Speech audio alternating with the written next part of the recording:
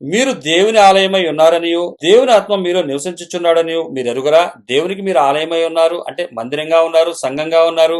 మీలో దేవుడు నివసిస్తున్నాడని మీరు ఎరుగురా. మనలో దేవుడు నివసిస్తున్నాడని నివసిస్తారని చెప్పినటువంటి మాట మీరు ఎరుగురా. శరీరాలుగా కనబడుచున్నప్పటికీ ఆత్మీయ మందిరంగా ఉన్నటువంటి వారికి క్షేమాభివృద్ధి కలగాలంటే ఏం కావాలి? ప్రేమ కావాలి. అందరికీ ప్రయోజనం అవ్వాలి. ఒక వరం అందరికీ ఆ సంఘంలో ఉన్న వారికి. ఇప్పుడు నేనున్నాను, నేను తీసుకున్నటువంటి ఆహారం నా దేహాన్ని మొత్తానికి నాకు బలాన్ని ఇస్తుంది. చేతికిచ్చి కాలికి అనదు. అర్థమైందా?